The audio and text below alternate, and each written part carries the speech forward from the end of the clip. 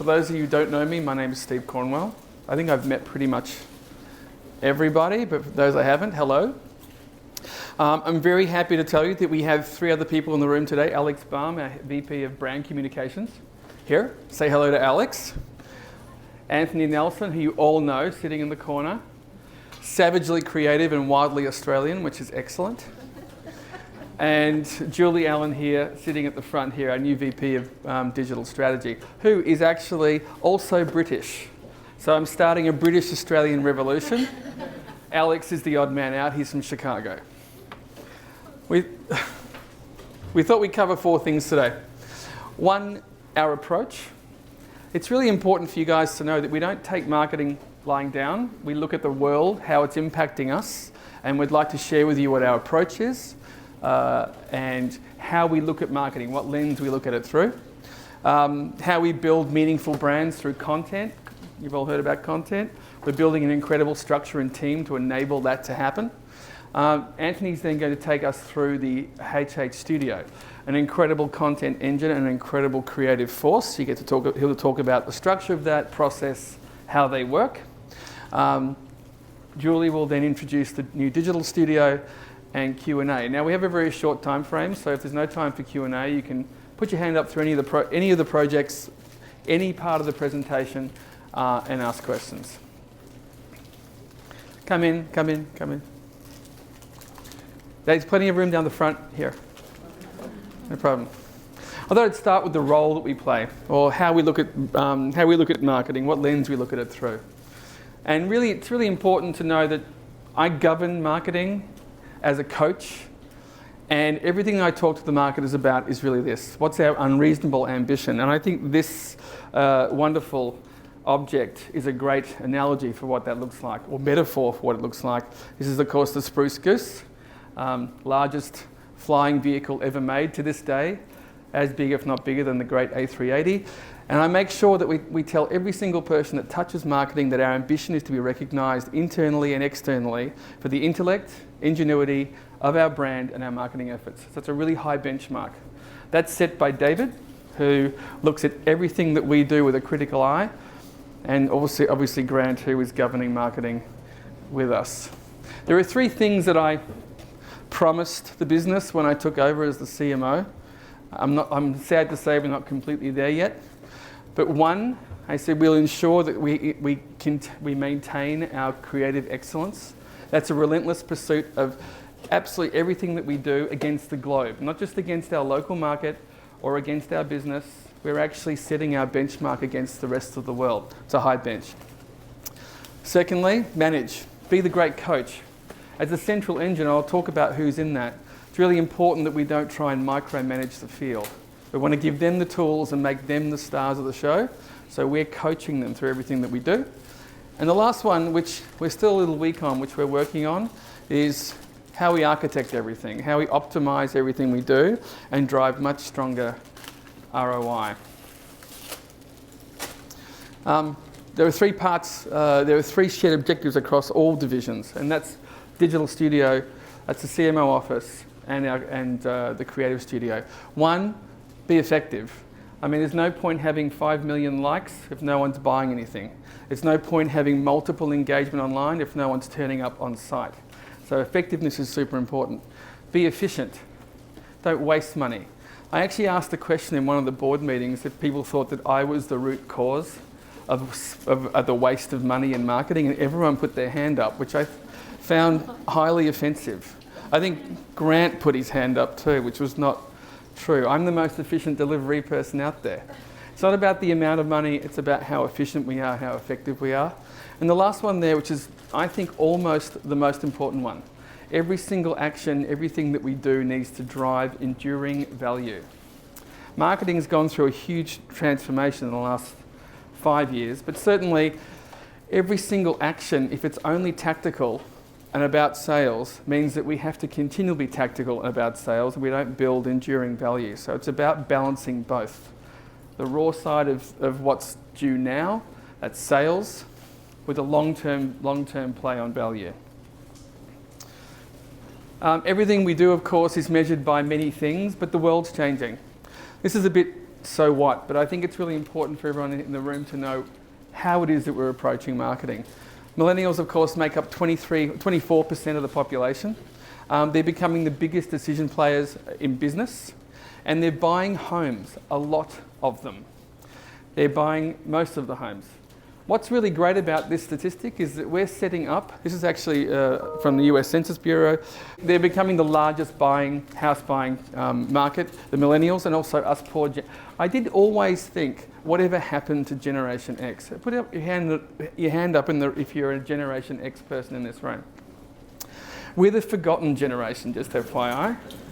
This is the generation that pumped out the Spice Girls. Completely forgotten. We're talking about baby boomers of retirement, and we're talking about millennials. No one gives a shit about us, but actually, we're still buying stuff. We're the highest buying public. Why this matters? They've got $200 billion of buying power.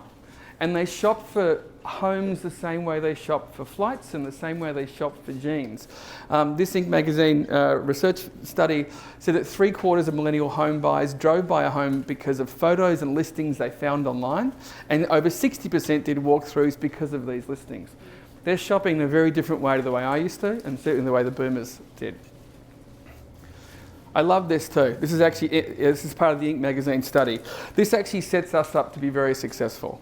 The bottom line is they're looking for new build. 48% of millennials surveyed say they're looking for new houses. They don't want to renovate anything. They want to plug and play. That's good news for us.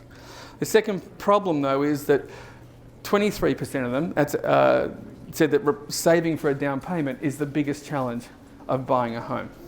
That goes into why they're sharing, why they're renting, and why that helps us also in all the other things that we produce. 11% of them said that millennials are least likely to define home ownership as permanent. Why I like this is that once we have millennials in our ecosystem, we can sell them 1, 2, 3, 4 homes as we go, because the first home they buy won't be their last. And 68% of them saw their current home as a stepping stone towards what they really want. So it's a huge opportunity for us. For the first time in history, housing affordability for this group is increasingly out of reach. So the rental and sharing behaviour has absolutely surged. Why that's important to us is that we're now able to sell them more and more services beyond just the home. That's where to eat, where to shop, how to have experiences in and outside of the home. So we're set up really well to drive value through this group. I got this from Future Laboratory, and I think this is absolutely true. Who works in retail in this business? Who works around retail, right? It's a struggling, tortured place, retail right now. But I got this from Future Laboratory because this is absolutely true. To thrive in the experience economy, developers need to embrace the high risk, high reward of experience and move from borrowing value to creating it. What that means is the set and forget rental business is finished. It doesn't exist anymore. We're having super hard time in Seaport because most of the retailers are looking for experience showrooms. They're looking for everything that we do outside of the rental space to make their decision. So we are now having to create value absolutely everywhere, and it's a challenge. Here, with all that said, that's the mindset with which we walk into our approach. When I took over the role, I said to Grant and the board I'd focus on 3 things. 1, property strategy, making sure that everything in our field was set to a standard. 2, strategic development, support any person who's actually out looking at new opportunities. That includes things like 110 Wacker, which we jumped into. And 3rd, of course, which you've all experienced this year, our brand and our culture, led by Dara. They're the 3 parts of our business that we focus on. And for this goal, anyone who's ever met Grant knows that his business strategy is really this simple. Lower cost, increase control premium. I know it sounds simple, but realistically, if you look at the arc of this, for us it's about reducing our costs, lowering our percentage of marketing against our total budget, lowering our cost per lead and cost per acquisition, so you're lowering our cost per sale to be more efficient in every single marketing spend that we do. The nexus though here is actually trying to increase brand and shareholder value. increasing customer acquisition, increasing sales, and long-term brand loyalty, which leads to a control premium. What we've talked to Grant and the board about is that it is a long-range process. It can't be done in the short term, and every single thing that we focus on is leading to that goal, which is Grant's heavy-duty control premium in the 5 core regions. To do that, we have to change the way we think. And I put this together, I think about a year and a half ago, around the idea that if you're only thinking about the properties, which is a real estate-centric world, you're only going to develop buildings and you're only going to develop architecture. If you're thinking about a consumer-centric world, which is really a human-centered design approach, there are many more things we can do with our customer to increase the value of our business and to drive more sales. What that means for us is that we have to develop meaningful content. I'm now going to hand it to Alex to talk about this section. Clicker in one hand, mic in the other. Can you hear me okay? Yep. There are a lot of familiar faces in this room, but there are also plenty of people who I haven't yet had the pleasure of meeting. So please come by and ask away questions or anything as the presentation goes on. I just have a few more slides before I hand it over to Ant and then Julie. And my role here really is about helping direct brand and communication strategy across the portfolio, both from an asset brand standpoint, so the various master plan communities we have and other assets, but also more granularly focused to different activations, programming, events that we do. The major, role that I have is about saying no as much as possible so that we have clarity and consistency of message. There was a great story that Steve Jobs always told, that he was on the phone with the CEO of Nike and said, "You guys make some of the world's best products out there, but you also have a lot of crap. And so the way to grow and the way to improve your brand is to remove the crap." So in his words, strategy really is about saying no. It's about making sure that it all comes from saying no to 1,000 things to make sure that we don't get on the wrong track and try to do too much. So a lot of my role when working with Ant, when working with Julie and alongside Steve, is to ensure that we're making the right decisions for the clarity and the consistency of our different brands. That doesn't mean that it is about creating simplistic answers. It's about simplicity of message and simplicity of concept. It's about being really human and empathetic in the way that we talk about ourselves. So making sure that we're not only thinking about what we do from this side of the wall, but also looking outward to the people we actually impact every day. Making sure that strategy isn't just theory, it's actually actionable and can be implemented on the ground. And finally, that even with that simplicity, it doesn't become expected. It always remains exciting and always touches a relevant nerve with people. And that helps us go from being a brand that just works in the world of real estate, and I think if you remember, Steve talked about this during the Future Brand Culture Roadshow, but really moving over to playing a meaningful role in people's lives, to really understanding what it is that people expect from brands and that people expect from experiences so that we can so that we can add meaning and experience to their day-to-day. To do that, it really relies on content. And that doesn't just mean pictures and cat videos and listicles. It means the programming we put on, the events we put on. Ant will talk about a few of those examples. Julie will talk about a great example that we're doing in the Woodlands, and how everything ties together into storytelling and not just shouting at people. So aside from measuring ROI, which is always going to be important, building out content marketing as an organizational competency is the second most important initiative among CMOs. And that's CMOs across industries, and tells you how important brand storytelling and the storytelling of why you exist and what you're really there to do is so important. There are brands like Airbnb and Red Bull who do this astonishingly well. If anyone remembers the Red Bull Stratos, where they literally sent someone up into the stratosphere and he jumped off and parachuted down back to Earth, that's a great example of content marketing.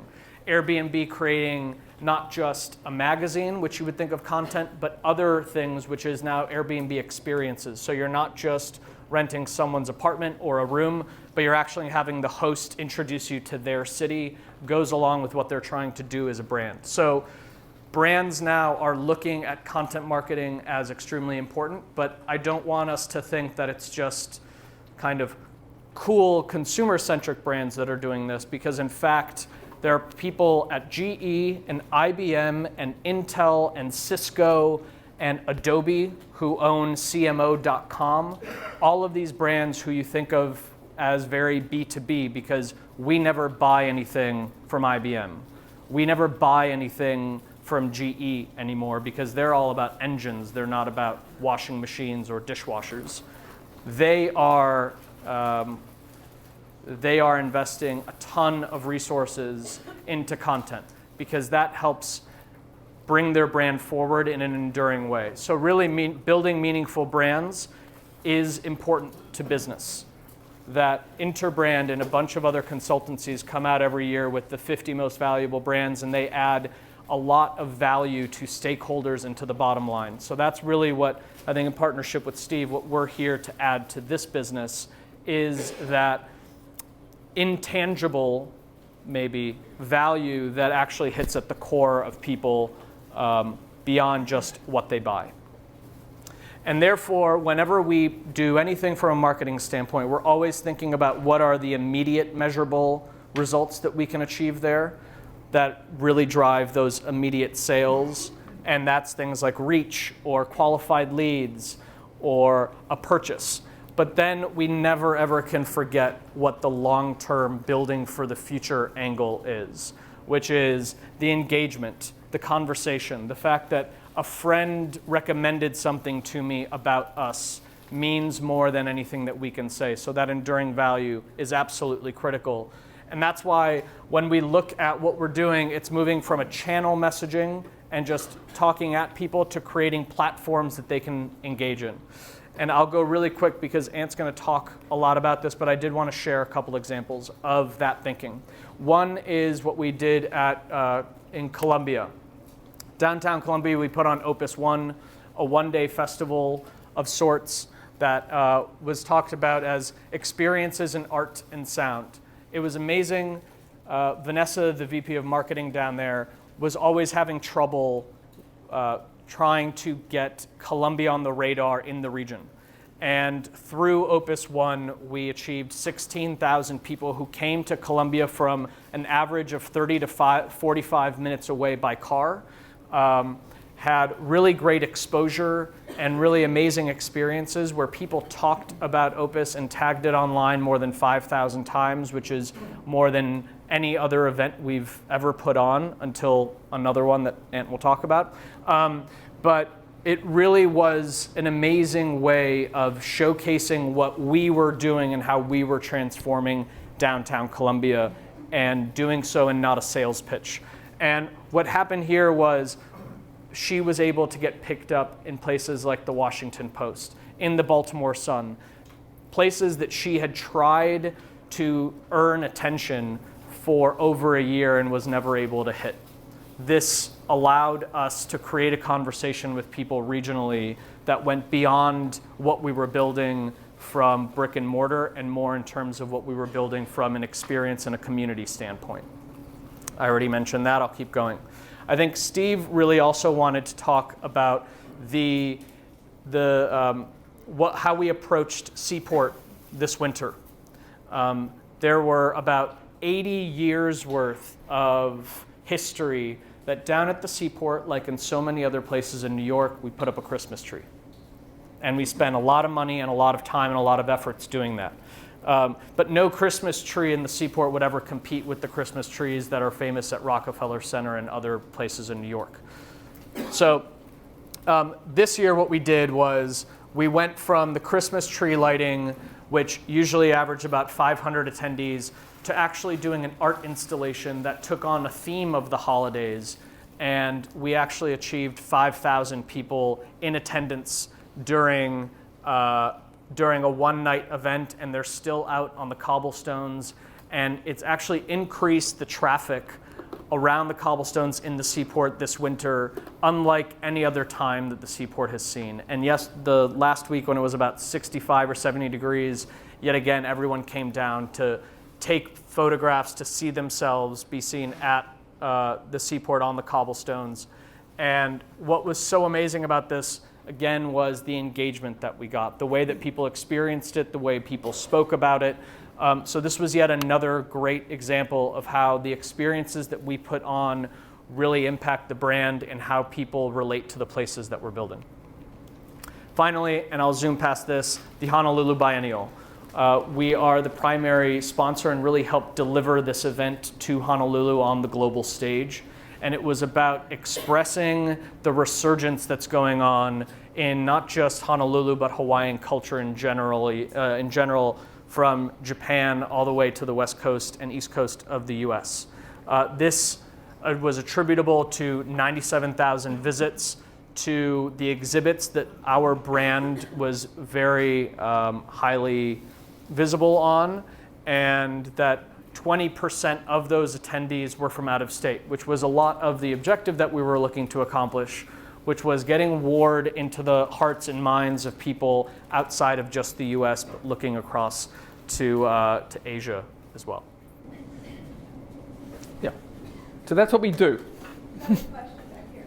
Yeah. So is the purpose of that to get the purpose of getting the consumers there to rent out the buildings or to get sales for our? It's a great question. So what's the purpose of getting all these people down to the seaport? Well, number one, the seaport's closed, right? So what we have trouble with is convincing new retailers that actually it's a viable foot traffic area, that people actually live downtown, want to come out and actually visit the cobblestones. Carla Cesani, who's actually just who's partnering with us on our Corsa Como product, was down there in winter. Cold, I mean, anyone's been to Seaport in winter, there is hardly anyone out. That's because it's minus 20 degrees, it's freezing, and it's by the water. Right? And she asked the question, where are all the people? And I said, that's a really good question, where are all the people? We live in our seaport development is a very, very difficult thing. It is a seasonal, right now, seasonal play. From March to October, we can fill the streets of Bain Public, no problem. But from November onwards, it's challenging. Why I got Alex to show you that is that David Weinreb said to me in the previous year, why did only 500 people turn up? And I said, well, it snowed sideways. It did actually snowed sideways. It was minus 5 degrees. Who's going to come out and watch a Christmas tree lighting at minus 5 degrees? And he said to me, it's not about the tree. New Yorkers are more resilient than that. They're going to come out if we provide meaningful content. So I shifted it up and put it, what we did is analyze the audience, who they were. They're an urban explorer interested in art, culture, and themes like that. So we shifted it from a traditional holiday theme to sculpture and art, and 5,000 people came out. Our biggest challenge is converting those 5,000 people to the buying public that we need. We need steady foot traffic, day in, day out, consuming everything at Seaport to be successful. So the marketing challenge is recruiting an audience to sell to with no content. How do you recruit an audience online when there's no retail open, nothing's open? You have to provide experiences and show them what the future is going to be. So now we have 25,000 people, we cleansed it, 25,000 people on the database, and that's growing all the time. And we're warming them up to come down to Seaport and buy on a regular basis. It's really converting them to a buying public, and that's the biggest challenge. Because actually it's quite easy to throw a hot dog in the street and say, come down. 5,000 people sometimes come out for a free hot dog. It's how we engage them post the event. So part of the Sea of Light was recruiting them. One thing that Grant challenged us on, and I think this is our biggest challenge, is to get control of our data. We can get control of our analytics our engagement online, but our on-site data is challenging. So, you know, finding out who actually came. We don't know, for example, of the 22,000 people, 25,000 people that registered for Opus. We have no idea if one of those people turned up. We had 16,000 people on site, but I can't tell you if those people were those people, because our on-site data is weak. We don't have anyone on. We have nothing to tell us who's on site. We've tried Nexia in Summerlin, and that's giving us some results. We're looking at Alexander Babbage, another piece of software in Woodlands, and we're looking at something else in Seaport right now. But we have to get control of our on-site data so we can pipe together what we spend with our analytics, with our on-site data, with purchase behaviour, and then we're going to be successful. But right now we haven't piped all that together, and that's a challenge. So great question. There's more to do. To develop great content, and also content marketing is far more experiential and engaging than channels marketing. I have something to sell you. No one cares about that anymore. They really don't. They're in control. They know what to do. So we've got to provide them experiences that they want to share, they want to be part of, they want to come and experience, tell all their friends. And that is really complicated. And no organisation across, apart from maybe say Google, is setting up that end-to-end play with experiences really well. So we're trying to build a team that can do the end-to-end. And that's the great challenge, and hopefully the great reward when we get it right. So to do all the things I just showed you requires an incredible content engine. Ta-da! And here it is. It starts with Alex and my role in governing how we drive marketing, both in the field and with the departments themselves. Corporate comms, who doesn't report to us, but very important part of our mix. Our creative studio, headed up by Anthony, and our digital studio. Each of those components make up every experience that we make, and it is a football team effort. All have to be firing with the right strategy for us to be really super successful. It comes with a structure, looks a little bit like this. I won't go into all the fine detail. Anthony heads up the studio, Alex, our VP of brand, Julie on our VP of digital marketing, and then we have Dave on analytics. And underneath there is a team supporting each of those people. They are in service to the field. Right? So the field marketers, headed up by some very talented people in the field, are working alongside Alex and I in setting strategy, and then working with each department to execute. They also have local agencies they work with. So sometimes it's not these people, it's Alex and I and the marketer working with the outside agency. It really depends on how much capacity we have and what we need to do to actually achieve the result as to whether we go outside or not. But each region has a VP of marketing who's heading up strategy with us. So that's the structure of the organisation. Sorry, before I finish there. That's the structure of the organisation. What I've heard a lot through the field is, how do we engage with the studio? Because right now our engagement with the marketers and with the presidents is totally understood from a strategy point of view. So Alex, myself, Lisa and the team working with them is quite strong. But then these guys need to actually engage the studio, and I know some of you in the room need to engage the studio. So I'm going to hand to Anthony, who's going to talk about what the studio structure is and the process of engaging the studio. Aussie. Thanks, Sid. This is going to be very hard to multitask this. Okay. Okay, so I've been with the company now for exactly 4 years to the day, I'm pretty sure. And one of the really exciting things has been seeing the kind of the growth and the transformation of the studio, and also as the integration for the marketers, but also the daily challenge from both David and Grant to really make sure that we're representing and growing the brand of the company holistically. So I thought, first and foremost, I'd start by just recapping hello and just really talking about that, we really wanted to come here today, and Lisa Ono is also sitting here, to really talk about that the studio prides itself on being kind of open and, starting conversations. We love to kind of talk about the potential of ideas and how we can grow and hopefully help add value to your business. in terms of how we talk about ourselves and how we see ourselves, the studio has really been purpose-built. And it's really been purpose-built to provide an in-house creative think tank, to really drive and question, but ultimately to create outcomes and creative solutions that can define placemaking strategy, branding, and kind of the new era of marketing that Steve just spoke about. And really that is about coming to life through, really the benchmark of creating extraordinary experiences. So in terms of the goal, and the goal I set the team every day is to constantly grow our creative output and the services we can offer to the business. And I think that's greatly changed and evolved as, over the last 4 years. So in terms of what we do, it's really about establishing brands, our marketing campaigns, how those ideas come to life digitally and socially. And increasingly it's been using kind of video, motion, and experience design to really make sure that we're bringing, the vision to life in the best way possible.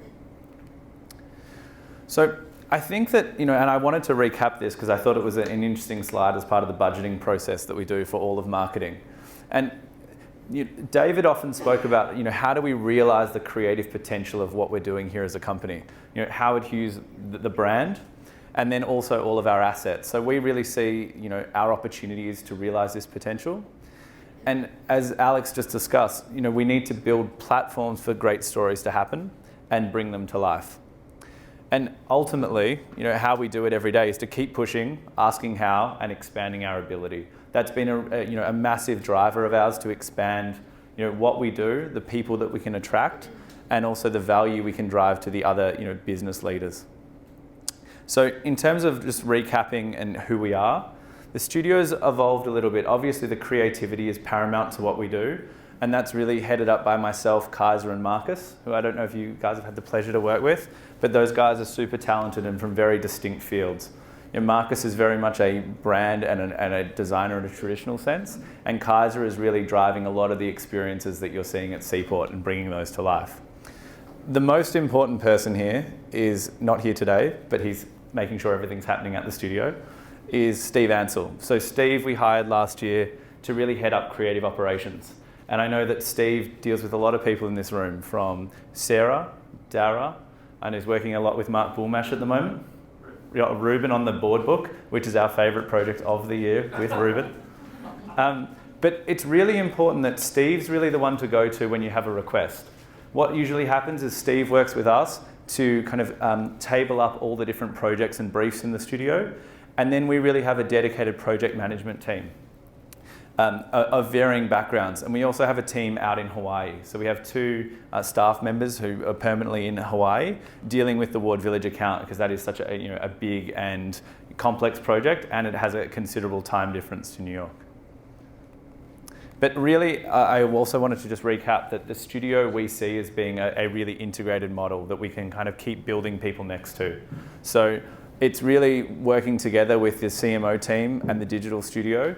That's really where a lot of our stakeholder management and engagement happens up front. So it's really about Alex, Julie, and I working alongside each other with our strategy team. I thought I would just cover off a little bit of how you engage the studio, because I think people often ask, how do I get on the studio's radar? How do I get a project to happen?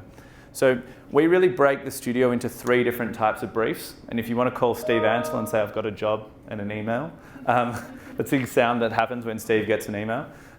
He will send you one of these briefs. And we really define it into being a longer term platform brief, which in Mark's instance is a name for the new Allen project. Complex, complex layers. And that's really something that requires a lot more rigorous thought and strategy. There could be something like a tactical brief and I'll raise Andrew Schwartz as a really strong partner of ours, but I'm pitching the Pier 17 rooftop to AT&T. They're coming in on X date. How can you guys put forward our best possible story of their brand at the Seaport? And then there's the beloved fast tracks briefs, which we try and push those out sometimes because everyone's thing is always due yesterday. But the actual fast track brief is really for when you've repeated something. It might be that AT&T deck we did, we now have Microsoft coming in and we'd really like you to kind of, to re-look at that, or I need a couple of quick changes made. What we really try and break it down to is that we actually have an email address called studiorequests@howardhughes.com. And upon that, it'll generate sending you one of these 3 briefs. So it's a little bit harder to see up here, but basically all platform briefs in the company get signed off by Alex as our head of of brand and communications to really make sure that we're addressing them and asking the questions up front. So this is really for the big projects, the big meaty projects that are going to really define and shape the culture of your brand. The tactical brief is much more on objectives, when it needs to be solved, the immediacy of the task, and usually you know what you need. A tactic usually knows that you're coming with a specific outcome, whereas a platform brief is when you're really asking the studio to ask questions and to see the creative potential of what might be possible for something that's a more complex or ambiguous kind of task. And then the fast track briefs are really just clean and simple. The simplicity and what we get from our clients usually comes back. And I think that we've had a lot of really strong relationships with a lot of people in this room and building that trust of this fast track brief over a long time. In terms of Maven Link, one of the big things we've been working on, and Grant was a big supporter in this, and so is Steve, and Lisa's really driven this entirely, is the studio is based on Maven Link, so we track all of our projects through. And we're just about to implement a full client view. So for our Team 7 and kind of shared service leaders, our partners, they will have access. But this is really for our marketers. So usually when you engage the studio, Steve will send you a timeline, key dates, and it'll generate a report. But we also track everything through Maven Link. And that's really how we show the value and the performance of our department, as opposed to going just to external agencies. And I have the great joy of presenting that to Grant on a quarterly basis with Steve, which is always fun. But one of the things that we wanted to really talk about is how the studio works. And you might have seen some of the blueprints and some of the work that we do is really about how ideas come to life. So once we get the brief, it's really about blueprinting out what's possible and then making sure that we show how the idea actually comes to life, how it's formed, how it's shaped. And that's often in communications, experiences, both ones that we own and also ones that our partners may be bringing, like a tenant or a strategic partnership brand, how it resolves digitally, and then how are we going to execute it? I think a lot of the things, and what is great about working with Steve, is that ideas aren't always in a straight line. Ideas are really about connecting the dots with a great kind of network of partners. So it's really about who do we want to work with to bring this idea to life in the best possible way. So something like the Sea of Light, the execution partners was actually, Steve, we want to run an RFP, here's some short list of people we like. Steve put in a whole heap as well, and we ran a formal process to get to kind of Alex and Symmetry Labs. What the most important thing though is studio integration with the marketers. The studio, or in anyone's case, a department leader, because it's ultimately the client's money and budget that we're really kind of being put in trust of. So the execution plan of actually how it evolves with the stakeholders, this is really important that there are different stakeholders for on-premise experiences like our GMs on property and people in Sarah's team. There's corporate communications, there's our media buying, and then there's also our social and digital channels which we own. So it's really about what are the ideas and how are we implementing and optimizing them for ongoing kind of success. So I thought that that's very much the process of how we do it, but I thought I'd just share a couple of examples of what we do from a visual standpoint, and I get the, so I thought what we would do is really talk about it in the context of the DNA and the kind of, the DNA of the company revealed on the brand tour. So the first is the studio, and how we shape and kind of be the creators of culture. And something like Seaport Summer was a really great experience last year. So Chase came to us and we were really wanting to create a festival of content that would be great for their brand and the audience at Seaport while it was effectively closed last summer. So it was really about creating an oasis in the heart of downtown. And the results and the experiences that were shaped were really successful in terms of the transformation of the cobblestones.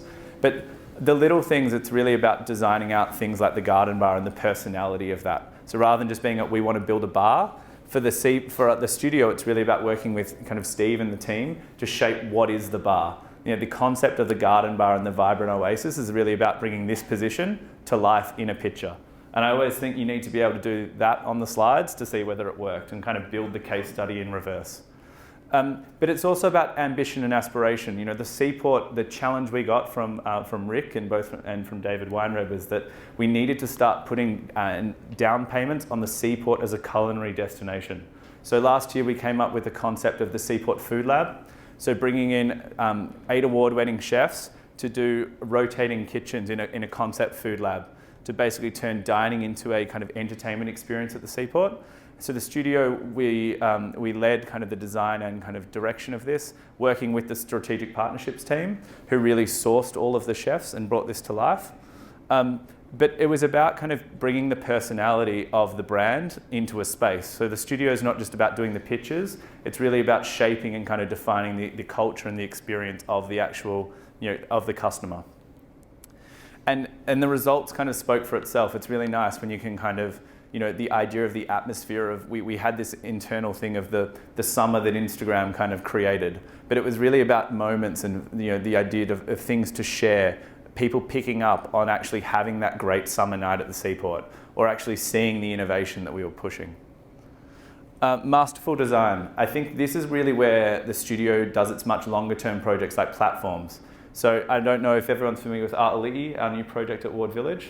So the studio usually engages in this instance, the name was given to us, but it was really about shaping the identity and the story. But what I wanted to show is that for the studio, it's actually about telling that story. So something like this was the concept that we pitched, and this was a visual from the team. And then this was the reality. So the studio team that I work with actually led and managed the process to create all of the content that you see in here, from the imagery, the mapping, the art direction, working with the renderings, but then also about unlocking content. So things like actually going to the interior designer and shaping the interior direction, and moving that towards film. And then of course digital is our most important channel. So really working with Adobe and to kind of bring to life the content and the storytelling online. For excellence in execution, which I think is the most important kind of aspect of what we do, is that you're only as good as the ideas you execute, is really about the changing face of how we sell as a company. And I think we talk about this all the time, about how we putting our best foot forward. Andrew Schwartz's group has really kind of, and is picking up on a real change and a shift in the way we sell, which it's not about I'll sell you a product, it's actually we're going to partner together to create an amazing experience that'll grow value for the brand. So this is an example of how we really work with Andrew to sell and really pitch our positioning of Seaport and Howard Hughes against the ambition of someone like an AT&T. And recently, it's actually changing more into how we're also selling our leasing opportunities. And this is something that we're working increasingly more with Michelle and Kelly and Rick and the team to really show the value of not just saying we've got something to sell, but we want to talk about a story. So it's more about how brands and partners can see themselves at our places and how we can actually make sure that the building speaks to them in their brand vision. And this is something that I really see the studio doing more and more of with everyone here in the future. And last but not least, building for the future. I don't know if Jim McCaffrey is here, but it was really interesting working together with Jim on 110 Wacker. And I think what's really important about building for the future is casting the ambition of a project. And the first conversation Steve and I had with Jim is that we wanted this building to be the greatest new commercial building in Chicago. And I think what's important is what does that look like from an identity standpoint, but really building on more than a logo, a position. And we kind of came up with this, this narrative around the evolution of Chicago as a commercial destination and a hub, and really coming up with all of the narrative of how to position the building with its tenants. And we've just started to move that into things of, this is really how we're positioning the restaurant. So Jim kind of came to us, and I think this is a classic request saying, I want to improve our ability to go and sell this as a commercial and kind of retail hospitality offering. So we kind of really worked on the brand position and also cross-selling our portfolio. So why I like that, what's happening in the bottom corner there, is it's really about talking about our destination content and the idea of the next great restaurant in the portfolio, joining Nobu at Ward Village and John George at the Seaport is the opportunity to create something that's a culinary destination on the Chicago riverfront. And these are the examples of the type of stories that I really believe in, that the studio's capability is growing kind of by the day, and we'd love to help you kind of do it. So ask how, we can help, and let's build the brand together. So I'm going to give it to Julie, who will talk about digital. Thank you. Thank you. think I've got one. Yeah. The little clicker. Yeah, I'm going to wrap this up in 3 minutes. No, I'm not. Hey everyone, I'm Julie Allen, and I am the new VP of Digital Marketing here at HHC. Been at the company for about 4 months, and it's been a very exciting time so far. Super happy to be here. Super excited by everything going on. Before I came here, I spent 10 years at MTV. So I've kind of moved from the world of entertainment to real estate, which has been an interesting but great transition. And I've really been tasked with, I should probably start on my slides, with setting up a new digital studio in-house. I'm here today to talk about how that's going to come together and where we're at with it so far. So what is the digital studio? The digital studio is an extension of the main Howard Hughes studio run by Ant. It will be dedicated to building first-class digital experiences and enabling us to offer a truly integrated service to clients. As more and more digital requests came in, it just makes sense to set up a truly dedicated team to digital. So that's what we're going to set out to do. So in terms of the business objectives for the digital studio, we want to drive growth. We want to maximize our platform return on investment. We want to service all properties and projects across the entire portfolio. And we want to play a key role in establishing Howard Hughes Corporation as the most creative real estate company in the world. And I think in order to achieve that, we need to work fast, we need to work smart, and we need to work collaboratively. So in terms of the core services that the studio will offer, I've kind of split this up into 4 pillars. So the first pillar is digital innovation and thought leadership. So that is really being seen, being heard, getting the name out. We're doing such great work, I think everyone should be talking about it. So that's definitely going to be an ambition for the team. And also, I want us to be a great resource for the company in terms of educating on digital and innovation and new technology. Secondly, digital product, data and analytics. So making sure that we build really robust platforms and build great data dashboards that inform business decision making. Thirdly, digital marketing, email and social strategy. So making sure that our marketing is really on point and working with teams across those 3 sectors to make sure they're all aligned and really delivering on our overall objectives. And then lastly, but not least, digital content production. So as Alex talked about, content really is king. And if we're going to succeed in digital, we really need to be the best we can at content production. So in terms of the studio setup so far and what the structure looks like, so many of you will know David Palmer, who's based out of the Dallas office. So he's going to continue to lead data and analytics, and he'll be hiring an analyst here to help him with that. And then Iram, who many of you will know as well, will continue to lead email marketing. Then over in New York, you'll have myself, and we will have the digital product, the digital marketing and strategy side of things, and the content. And in terms of the hires so far, we've made 4 hires. So a great social strategist with a great agency background, 6 years experience. She joined just last week. Emily, who's a senior digital designer, joins us from 6 years at HBO. Again, joined us last week. Lior, who's a social media manager. She comes from a journalist background and social strategy background, so she's going to be a kind of great resource for us moving forward. And then in progress, at the moment, we've been working with a freelance graphic designer, digital focused, called Nick. So we're trying to hire him full time at the moment. And then the last role that we're still looking to hire for, which is a pretty key one, is a digital project manager. So MRM and McCann and the Adobe partnership. So as part of our commitment to building great digital products that will set us up for long-term growth, we needed a robust partner to help us do it. And we selected MRM McCann, who are experts in the Adobe Marketing and Experience Cloud. We really needed someone who knew the ins and outs and could work in a collaborative way with us to set us up for the success that we want. So if we look at where we are at the moment, we have lots of different technologies, lots of different platforms that we work with, and it's all a little bit disparate. What we want to do with Adobe is bring those all together so that we have aligned sites, content, and data. And it will just enable us to be more efficient, have better returns on investment, and, as I said before, set us up for future growth. So how does Adobe work? Well, I look at it as a kind of bucket of Lego bricks. You make the initial investment in the bricks, and you think about what you want to build. So I like this kind of plane analogy. You buy the tools to build a plane once, and you never have to pay to build that plane again. So that's what we're kind of focused on. What do we need to build that's going to kind of set that solid digital foundation? And key to this is working with the MPCs and the marketing directors. So we held a great session in Detroit at MRM a few weeks back.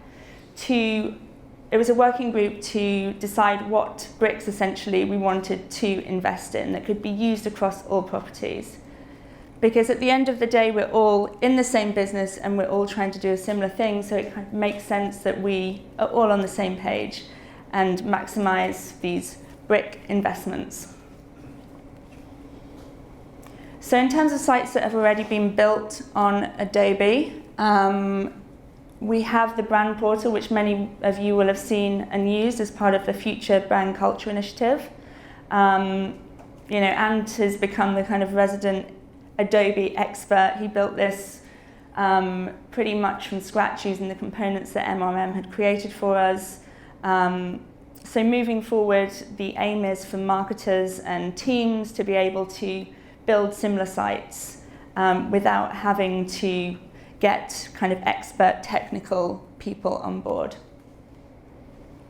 Another site that's in progress at the moment is something called The Woodlander, which is an editorially driven site for residents of the Woodlands and potential new tenants and homeowners are considering moving to the area.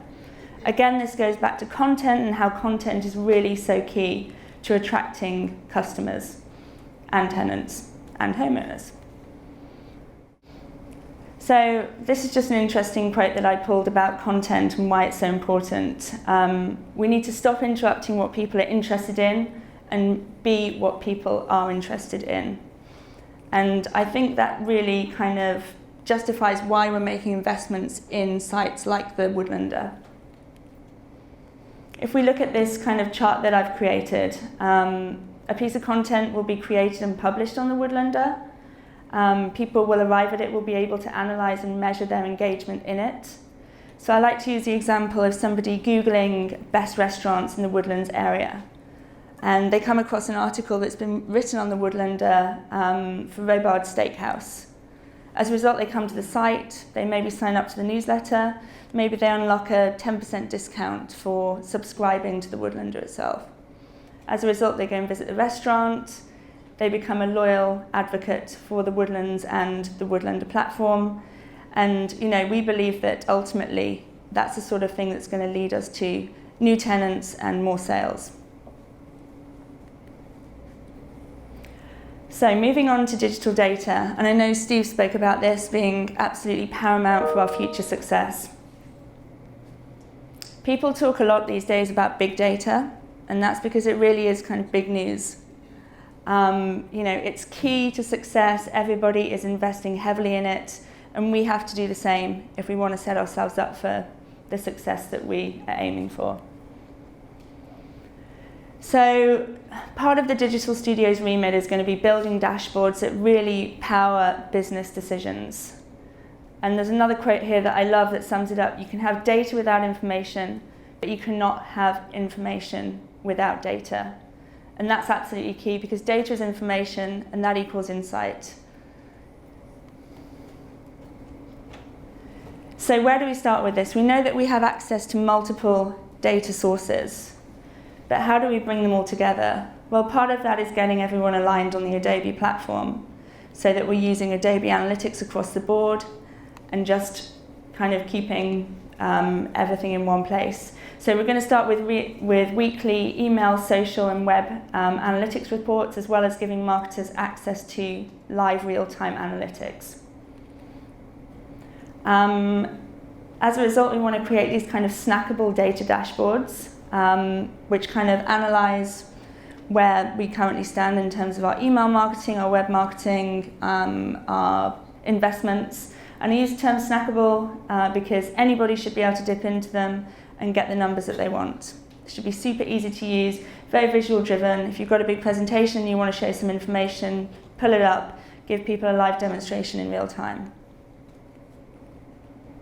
So putting data to work, you can have all the data in the world, but if you ultimately don't put it to use, it's pretty useless.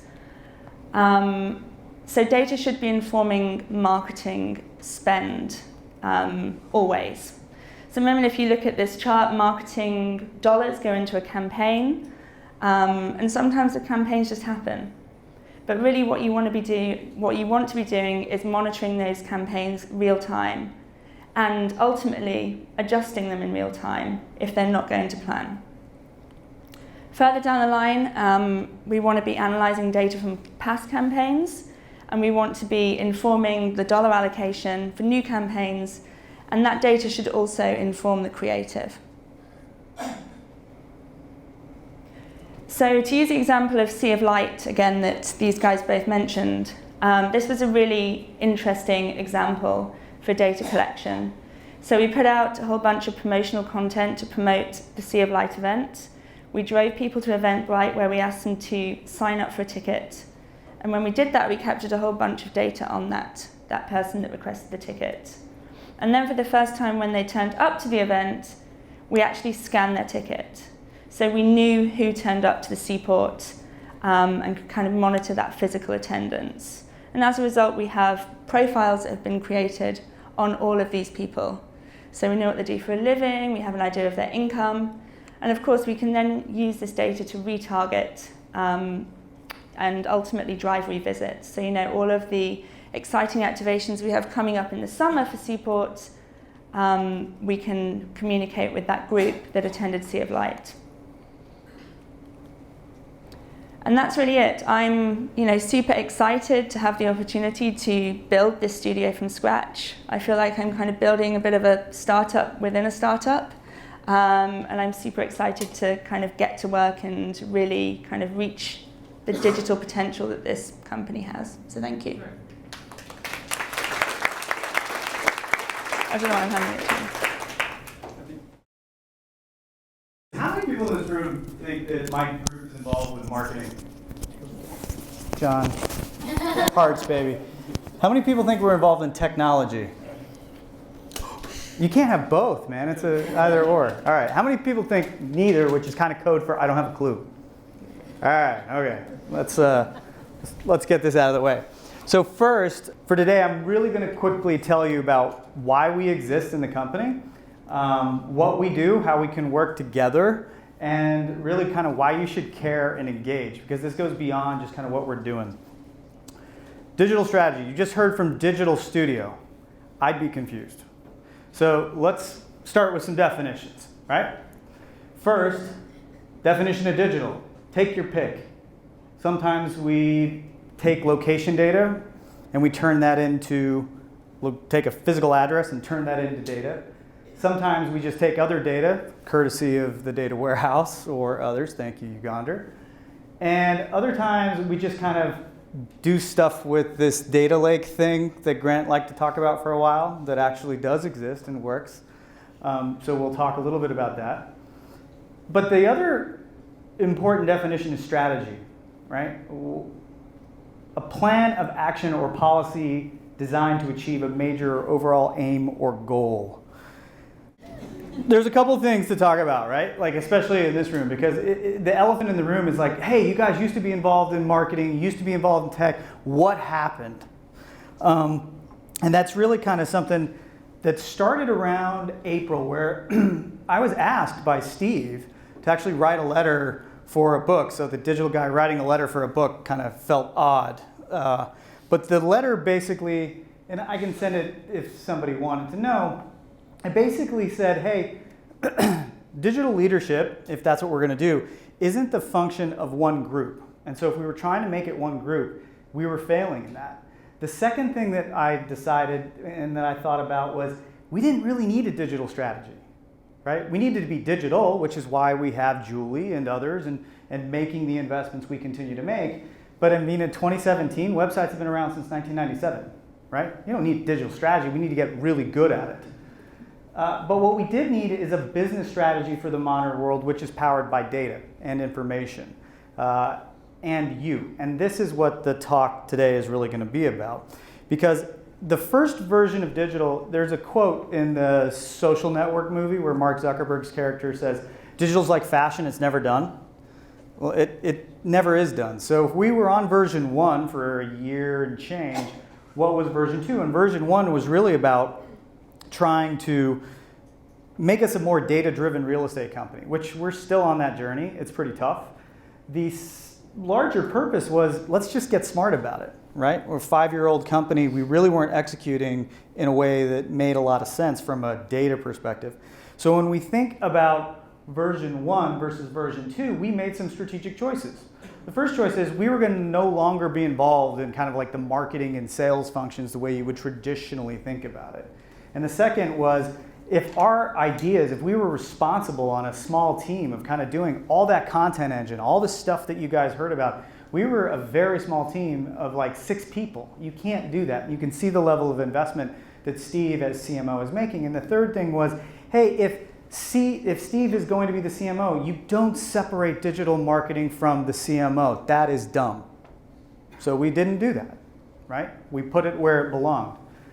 But if we thought about what we were going to go do, we said, hey, okay, if we're going to be a data-driven real estate company, what does that mean? It means that we've got to intercept with the leaders that rely on that data the most. And we really thought about that based on resourcing and investment. And we said, it's really kind of grant the MPC leadership. And to do that meant we had to get a lot of people who understood math. And by a lot, we meant one, and that's Shane. And it's been pretty effective. He's pretty good for those people who work with him upstairs. And really what that meant was the work product had to be about strategies and models. And so when we put it all together for Grant, we said, hey, what is it that we are going to go do best? It's, hey, we're going to use data science. We're going to give that data science a capability for the company to understand millions of answers to a question that has not one discrete answer.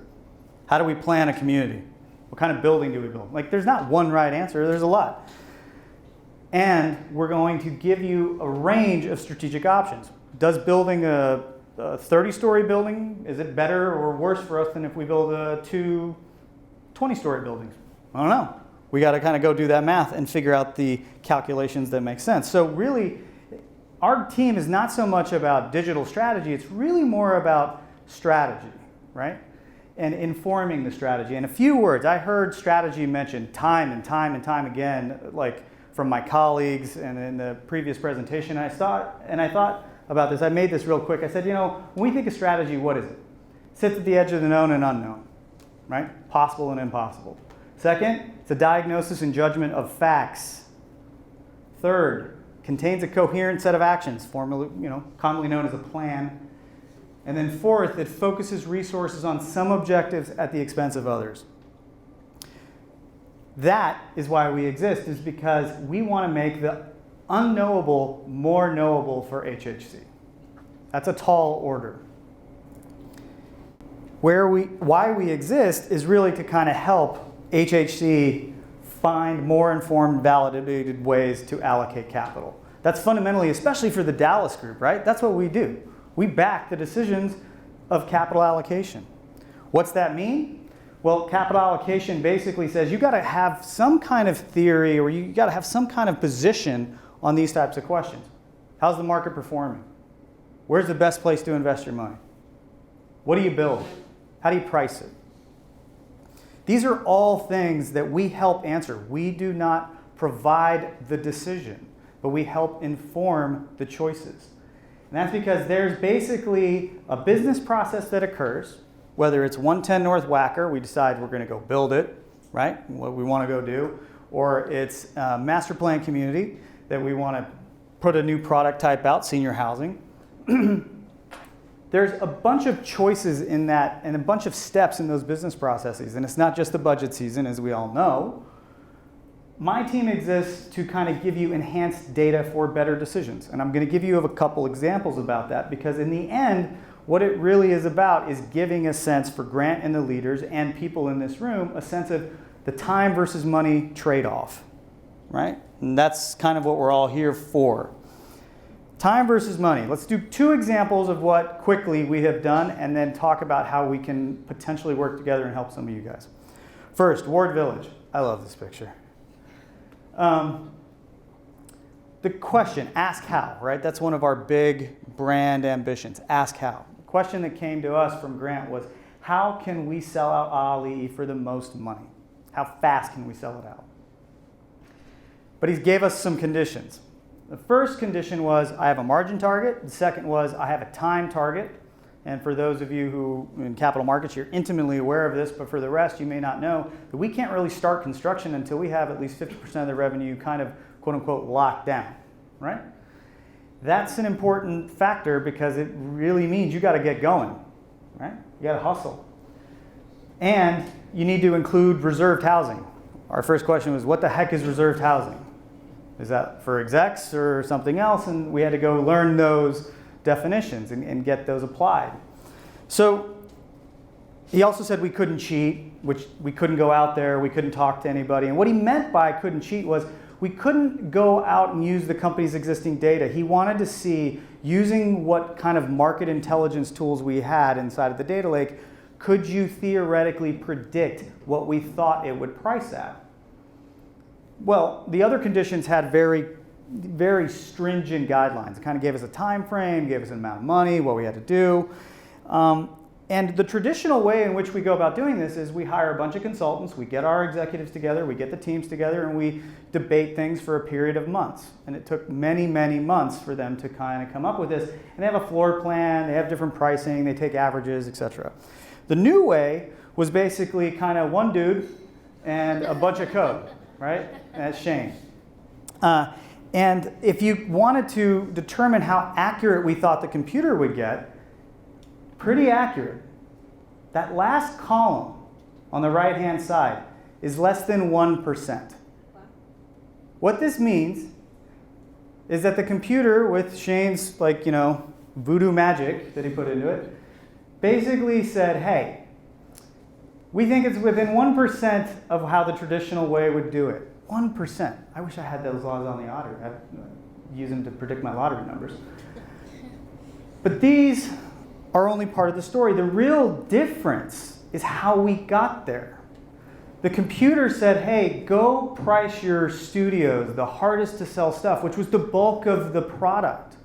Lower the price a lot. Lower it by like 38%, right? That's, what are you talking about? But the median price, the middle, do more of it, raise it up. And we had a debate, and luckily they kind of went in our direction, and so far it's proved out pretty well. But that's what we mean about time versus money, because to do that effort took us a couple of weeks. Now, it took us months to figure out how to explain to Grant how we did it, because he wanted to know. And he says, you have to speak English, which is very ironic to me sometimes. And it says, you need to speak English. And it took us longer to figure out how to explain it than it did to actually do it. But that's part of learning, right? Once you learn how to write the alphabet, I see this with my 3-year-old, like trying to teach her to write the letter L is really hard, and I have 13 letters in her last name. That's going to be a trick. But once she gets it, she's going to do it very quickly, right? So this is what we mean about time versus money. Another example was Bridgeland. We just kind of concluded this one, right? Bridgeland is interesting because Grant wants to get to 1,000 annual lot sales faster. Today we do around 400 and change, somewhere around there, right? Look at you. Somebody read the 10K, good. So the questions, though, that came about this, it was different this time. Grant didn't really give us the restrictions, except we couldn't cheat again, which I didn't know what that meant. But it was really what questions that arise for us that we were hoping the computer could help us answer are, what are the factors that influence price and pace the most? What builders perform the best? We didn't actually think of this one until we saw what came out in a second. We're like, whoa, customers matter. 3, how does Bridgeland compare versus our competitors? We do 1,000 lots, so what? Is that good, better, best? Why did we do 1,000 lots? That was an interesting question. What's the optimal pricing and land use to achieve those 1,000 lots? You could get there, you can give it away for free. I guarantee you we'd sell it out tomorrow. It doesn't mean we made any money. Why we really liked this problem is that, guys, this is the balance of Steve's art and our data science, right? Placemaking is an art. We would never say that it's not. But the science of market efficiency is really what Grant was asking. Grant's asking, hey, can you help us understand what the market could take from us if we could do it? And so we said, sure, and then he asked, how do you go do that again? And then we're back to several more months of trying to explain it. But basically, you have to understand how all of these things relate to one another. Resales, new home sales, lots, and the price of each of those, the volume of each of those, the amount of time that it takes for each of those. And we came up with what is now Grant's new favorite term for our team, spatial temporal modeling. And I'm not going to bother to explain a lot of it. If you want to know or you have an interest, come talk to us. We would love to talk about what we do. But basically what it does is it says if 2 homes were identical and placed an equal distance apart, what are the factors that matter in their pricing and the amount of time they sell? The difference in the distance to a park, a church, a synagogue, a school, whether it has a city view or a lakefront view. Anyways, long story short, you take all of these things, and if you guys understand this, come talk to us, because we would love to have you on our team, right? But basically what it does is it kicks out a big equation. This is actually a Delaunay triangulation mesh, another cool term that is hard to explain, but basically what it says is the tighter that gets, the more predictive we are. The closer to that 1% we can get, right? If you want more information, I'm going to put these, they'll be out on SharePoint. You can click right here. We're about like Gaussian Markov equations. It's a lot of fun. But that's how we do it, right? But the simplistic element, and there's over 400 of those, 400 factors that go into pricing and pacing of home sales and lots and predictions. Well, we just selected a few. If you're on the golf course, you sell it 5% cheaper, or no, excuse me, you sell it 5% more expensive, but 5% slower. You have a boat slip, you sell 33% more. Makes sense, you can afford it, but it takes longer to sell by almost 41%, right? Some interesting data points. So what the computer was able to tell us is that it said, hey, there's a bunch of stuff, and then when we debated it with Grant and others, we said, well, great, but a lot of these things we don't control. So let's focus on what's in our ability to control or influence, and here's what we realized. The median home price, we don't control that, but we do influence, and we influence that through basically understanding what the builder is going to put down, median price per square foot of the homes and the lots, and the median lot size. The input cost of that is the single most important ingredient, what our customers, our builders pay, and how fast those builders work. Very simple. If we want to sell 1,000 homes and get to 1,000 lots per year, we better not build with builders that can only do 5 or 10, right? But how do you know? Do we ever measure builder performance? We actually do, we just haven't really talked about it. So it's a difference in the business process. And this is all to say it's a very simple tool that got created. Basically, you go set the average lot price per square foot, set the targeted lot size, and you see the resulted forecast from 19 to 22, and actually you can get there. And we gave Grant that answer, and we gave him the tool. It was interesting to watch how many people have gone in there and played with that and how much time they spent on it. One person spent like 35 minutes playing around with different scenarios on the log, so it meant it was getting used, right? They're exploring, they're answering those questions and answering for themselves the value of time versus money trade-offs, right? So what? What the heck? Why does this matter? What's going on in the world, and why would we even be here to do this? Pop quiz. You guys can read this. I'm curious, and if you know the answer, don't give it away because some of you saw me making my slides. But if you know the answer to this, don't say. But who's a guess? Somebody give a guess. Who's your guess? Who said this and when? There can be no gain saying the fact that a great revolution is taking place in the world today. It's a triple revolution. Technological, impact of automation and cybernation, weaponry, spread of nuclear weapons, and then there's human rights. Anybody? Well, we'll come back to that in 1 second. This is a video worth seeing. In Congress today, a House subcommittee approved draft legislation that would allow manufacturers to put up to 100,000 driverless vehicles per year on the road. It's a step towards robots replacing us behind the wheel and phasing out taxi and truck drivers. That's a ways off, but there's one robot named Sam who doesn't need anyone's permission to operate. Sam's a bricklayer and is very good at its job.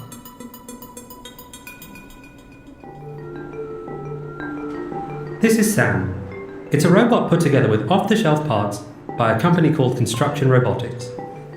It looks more like a chest freezer than C-3PO, but it can lay more than 3,000 bricks a day once it gets going. The best human masons can do about 1,000, and Sam never makes mistakes or gets tired. The company has 6 of them, building walls across America. The efficiency on construction sites has been very stagnant or declined in the last 20, 30 years, whereas manufacturing efficiency has increased significantly. And a lot of that is due to robotics and technologies. We looked at a lot of different applications and tried to hone in on areas where you had repetitive motion, there's a lot of physical activity. What are the pieces that make it up, and how do they work together to help it lay a wall? We have some sensing technology that looks at a laser that's mounted to the wall on the story pole system, corrects for the movement on the scaffold, puts the brick right where it's supposed to go. We have a mortar system that tempers the mortar, measures the mortar, and applies the mortar to the brick. We have a bunch of electronics, a bunch of sensors, and then onboard power. That's all there is to it. The day I was there, Sam laid a record 3,267 bricks in 8 hours, though the robot still requires at least 2 human beings to do finishing work and feed it bricks and mortar as it moves along the scaffold. Overall, the robot has laid 50,000 bricks on the site since June 1st.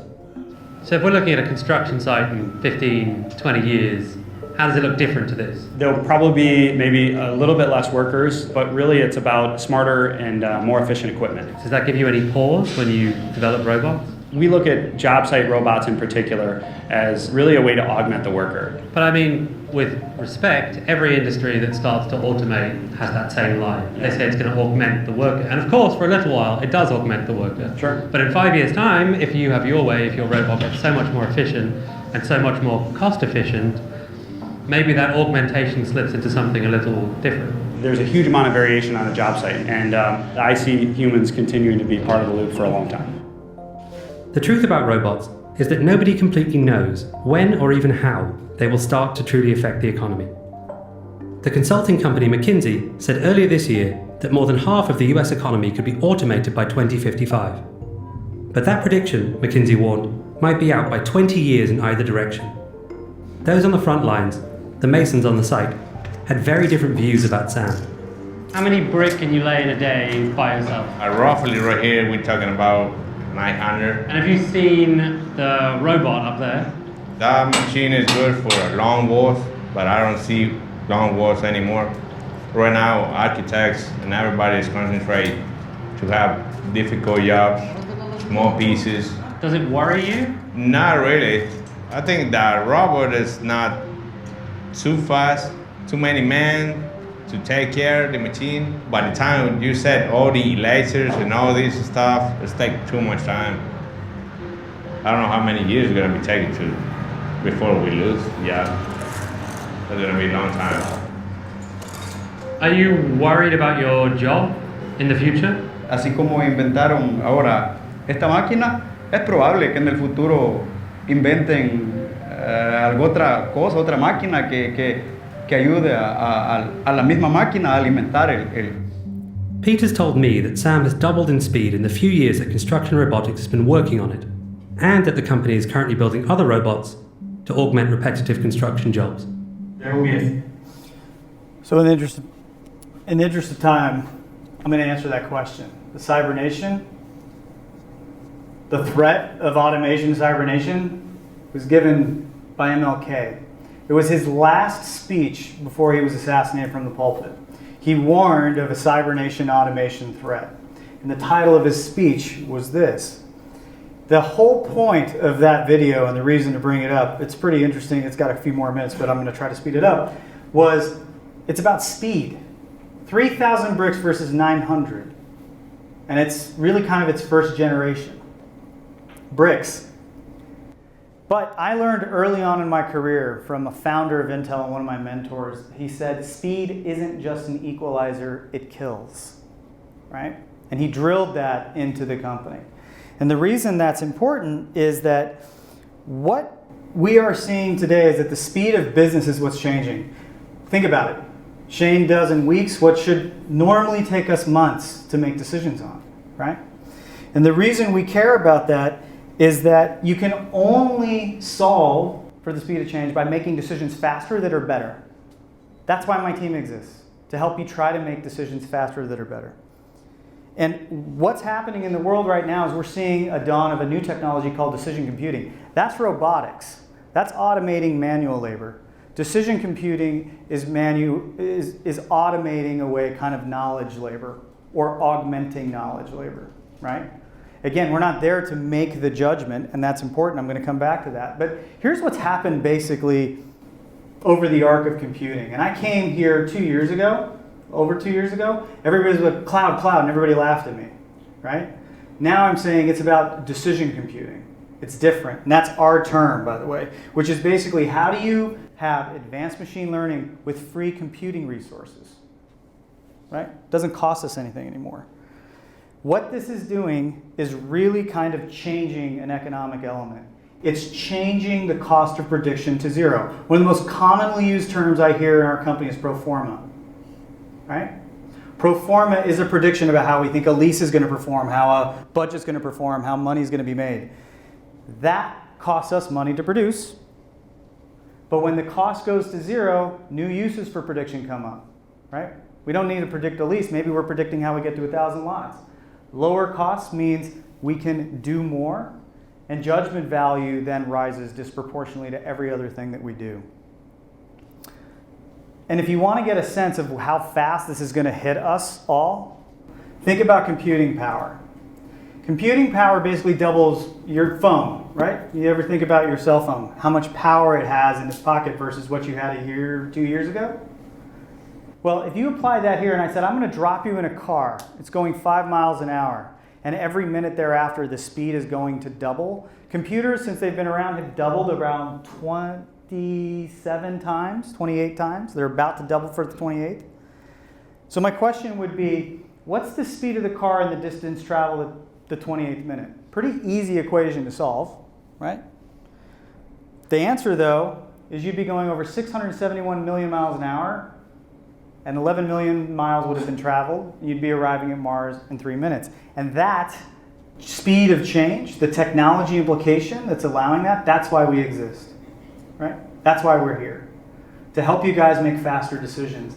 And that's because the speed of decision making in business is changing everything. HHC has got to figure this out so we can make decisions better and faster.